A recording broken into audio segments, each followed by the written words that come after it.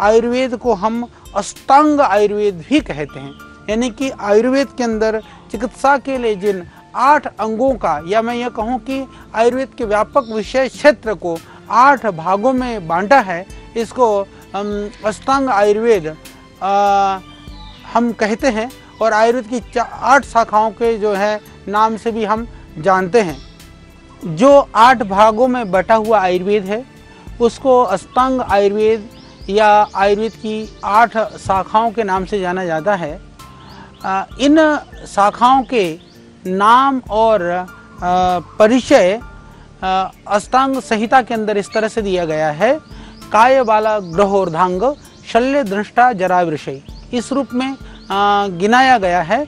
ये जो 8 अष्टांग आयुर्वेद है, आज हम इसके विषय में चर्चा करेंगे कि क्या है ये अष्टांग आयुर्वेद, इसके अंदर इसको हम कैसे समझें। तो यहाँ जो पहला शब्द, जैसे हमने कहा काय चिकित्सा, जो पहला अंग है, तो काय चिकित्सा के अंदर हमको ये समझना है कि काय क्या है। काय, यह शरीर को भी काय कहते हैं, परंतु यहाँ पर तात्पर्य अग्नि से है। यानी कि काय चिकित्सा से तात्पर्य इस देह के अंदर जो अग्नि है, जो अग्नि तत्व काम कर रहा है, उसकी चिकित्सा से तात्पर्य है।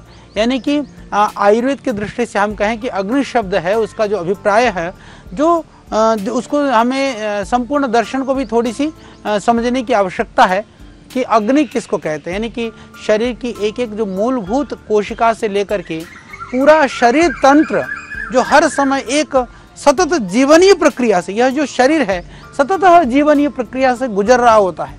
तो इस जो सतत जीवनीय प्रक्रिया से जो गुजर रहा है, जो जीवन जो चल रहा है, उसके अंदर आयुर्वेद में इसे त्रिदोष तथा आधुनिक आयुर्विज्ञान के अंदर में हम आयुर्वेद में तो त्रिदोष कहते हैं। त्रिदोष में वात पित्त कफ, हम इसके आगे बहुत विशद चर्चा करेंगे और आपको हम अच्छी तरह से बताने का प्रयास करेंगे।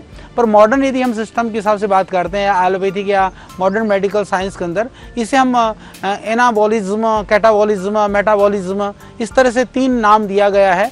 जो शरीर की मूल ऊर्जा जब तक ठीक रहती है, यानी जब तक हमारी अग्नि ठीक होती है या जब तक ठीक काम कर रही होती है शरीर के अंदर, तब तक जो त्रिदोष, जैसे मैंने कहा त्रिदोष हैं, सप्त धातुओं की जो समअवस्था रहती है, यानी कि 3 दोषों की जो समअवस्था की स्थिति ही आयुर्वेद के अंदर जो स्वस्थ की परिभाषा के अंदर है, उसके अंदर ही मल विसर्जन की जो क्रियाएं हैं हमारी, वो ठीक रहती हैं।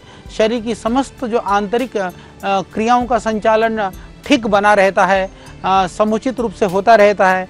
मन व आत्मा की प्रसन्नता भी रहती है। इसके साथ में व्यक्ति अपने संपूर्ण ऊर्जा का विकास या उपयोग करता रहता है।